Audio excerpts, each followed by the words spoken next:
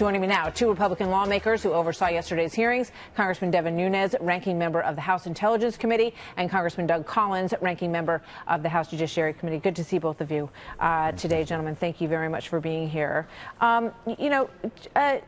Congressman Nunes, let me start with you.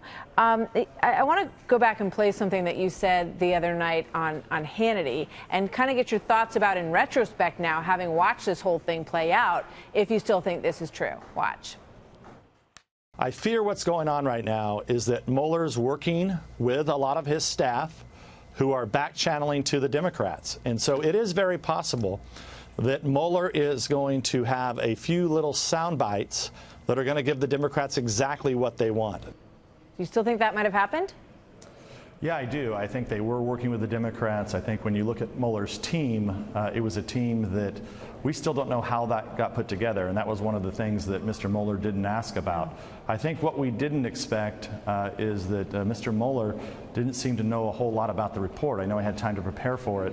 And then, during our hearing, it was a little odd because they had another lawyer, Mueller's deputy, was sworn in, which is really unprecedented on our committee. Now, we said that we weren't going to ask the other lawyer any questions, and we didn't, and neither did the Democrats. But it was a little odd to see the special counsel there with the lawyer sitting next to him. So there was definitely back-channeling going on. And I think, the big problem was I think they probably figured that Mr. Mueller was going to talk about this Office of Legal Counsel issue that happened in Mr. Collins' committee. Yeah. And that was problematic. And then luckily, somebody got to Mr. Mueller during the break, and he had to come out and correct it during our committee. Yeah, Representative Collins, you questioned him strongly as well. Were you surprised, this sort of feeling that he was going to come in there and that he was going to have these sort of, phrases that he was going to say that would be sort of soundbite ready, and that he would rattle those off and that they would be useful? I just wonder how much Democrats actually knew about the way that Robert Mueller was going to approach this and how this was going to go. It felt to me like they might have been quite surprised by how it actually came out, because it was not a strong performance. No, it was not. In fact, what's really amazing to me is I think that the House on the Judiciary Committee, I think they're just so delusional about what they wanted the Mueller report to say and what it didn't say, and then they've tried to convince themselves of a new narrative since then. You at the top of the show, you said Mr. Nadler's, his own words were, it's a watershed moment. Well, I'm not sure he's been to a lot of watershed moments, because yesterday was not one that you would put into that category, because Mr. Mueller was honest. In fact, here's two things that came out of it. Number one, the collusion and conspiracy. We put that to rest yesterday. Those are one and the same, so any Democrats, such as the chairman of Intel, Mr. Schiff, who said there's collusion in plain sight, even some of my members on Judiciary, that's just a false narrative. That's a lie to the American people. Mr. Mueller put that to bed. Every time my Judiciary Committee Democrats tried to walk down obstruction, they even used little charts and put green check marks. Mr. Mueller would come and say, no, I don't subscribe to your analysis. Kicked it out. So these are the kind of problems you saw yesterday. They were hoping for something they've not been able to do, and it fell flat. Yeah, Congressman Nunes, when you were talking about Fusion GPS, when you talked about some of the players involved, Glenn Simpson, and the questions that were not asked as part of this investigation in terms of the origins, it seemed like they had cherry-picked moments that they were interested in, and then even outside the timeline, things that happened before and things that happened shortly after, he was not interested in, or certainly not informed about. Were you surprised that he didn't seem to know what Fusion GPS was? Yeah, I was very surprised at that. And also, this has been the narrative for a long time about this Trump Tower meeting that lasted for a total of 20 minutes. Yeah. Even in his report, he says that. So how can you not know? If you've looked at everything to do with that Trump Tower meeting, you know that House Republicans have been talking about this for months. It was in our report that we wrote about Glenn Simpson and Fusion GPS meeting with Natalia Vesnitskaya, who was the lawyer that met with the Trump Tower at the Trump Tower meeting that supposedly had the dirt. So, the fact remains that Glenn Simpson, who was working for the Democrats, working for the Clinton campaign, met with that lawyer, we think at least 3 times that we know of, right around the same time, possibly more. So how do you not put that in your report? How do you not interview Glenn Simpson? I mean, so there's so many questions that need to be answered. Yeah, and Representative Collins, it just raised questions about, if Robert Mueller wasn't that intimate with the details of all of this and didn't know who some of these players were, who was running the show here. And I wonder now if Democrats don't look at yesterday and say, you know what, we should have put the attorneys out there. We should have asked for them to come testify about their report, which for the Democrats might have been a lot more compelling. Well, it could be, but let's also put this in very much perspective. The Democrats are trying any way they can to get somebody to tell them what they want to say. It is unprecedented to bring an investigator to a committee to explain in a prosecutorial setting what they did or didn't do.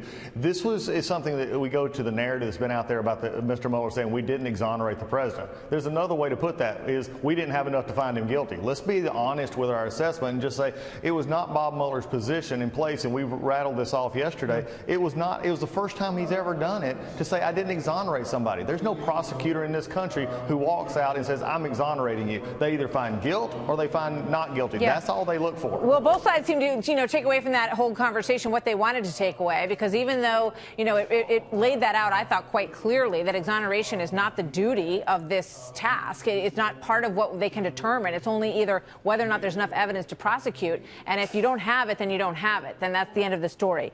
I want to get to some of what you were doing today, Congressman Collins, because I think that a lot of Americans hope that now we're going to get some things done on Capitol Hill, and I think you expressed sort of a similar feeling today when you were talking about immigration at a hearing that you were at, which was about another topic. But let's watch what you said today about this, and then get your reaction.